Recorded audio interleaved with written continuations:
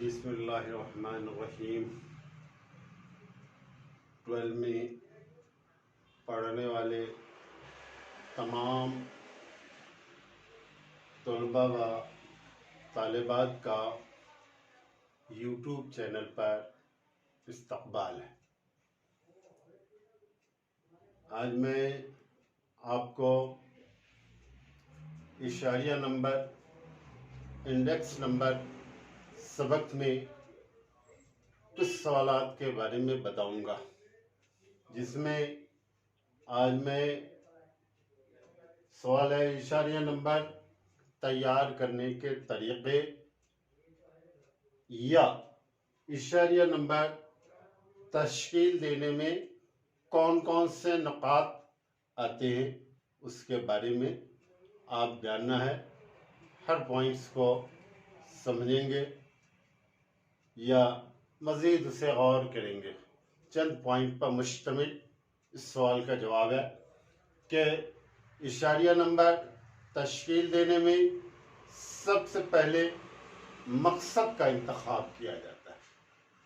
مقصد کا مطلب ہوا اشاریہ نمبر جب ترتیب دیتے ہیں تو ہم یہ انتخاب کرتے ہیں کہ کس مقصد کے تحت اشاریہ نمبر ترتیب دیا جائے۔ اشیاء کی قیمت کی معلومات حاصل کرنی ہے، پیداوار کی مقدار کی معلومات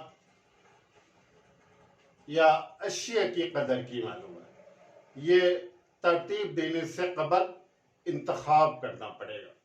دوسرا ہے بنیادی سال کا انتخاب۔ اشاریہ نمبر تشکیل دینے میں کسی ایک سال کو بنیادی سال بیس ایئر کے طور پر شمار کیا جاتا ہے یا انتخاب کیا جاتا ہے۔ عموماً بنیادی سال کے طور پر اس سال کا انتخاب کیا جاتا ہے جس سال اشاریہ میں شامل اشیاء کی قیمتوں میں بہت زیادہ تبدیلی نہ آئی ہو۔ عموماً اشاریہ کے نتیجہ کا انحصار بنیادی سال پر منحصر ہوتا ہے۔ تیسرا ہے اشیاء کا انتخاب۔ ہمارے کو انتخاب کرنا پڑے گا کہ اشاریہ نمبر تشکیل دینے میں کن کن اشیاء کو شامل کرنا ہے۔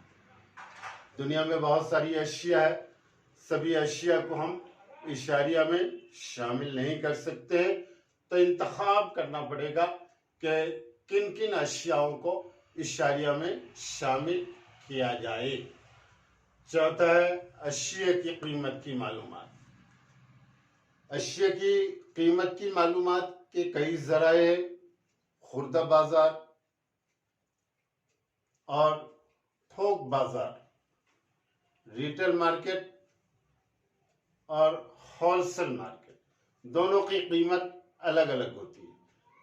ہول سیل مارکیٹ میں اشیاء کی قیمت کم ہوتی ہے اور ریٹیل مارکیٹ میں اشیاء کی قیمت کہیں زیادہ کہیں اس سے بھی زیادہ ہوتی ہے۔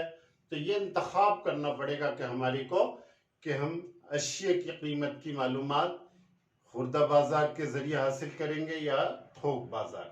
تو یہ اشاریہ نمبر تشکیل دینے میں کہیں سے بھی آپ معلومات حاصل کر سکتے ہیں، لیکن سبھی اشیاء کی معلومات ایک جیسی بازار سے۔ اگر ہم اشاریہ نمبر تشکیل دیتے ہیں تو خوردہ بازار سے ہی پورے اشیاء کی کر سکتے ہیں یا تھوک بازار سے بھی کر سکتے ہیں، لیکن ایسا نہیں کر سکتے ہیں کہ کچھ اشیاء کی معلومات خوردہ بازار سے، کچھ اشیاء کی معلومات تھوک بازار سے، تو اس کے نتائج غلط ہو سکتے ہیں۔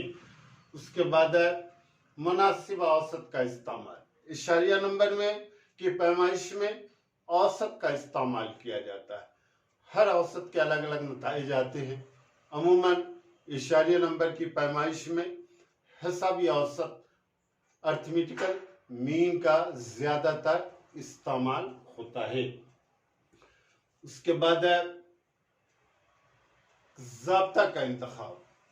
اشاریہ نمبر کی پیمائش میں کئی ضابطے استعمال میں لائے جاتے ہیں۔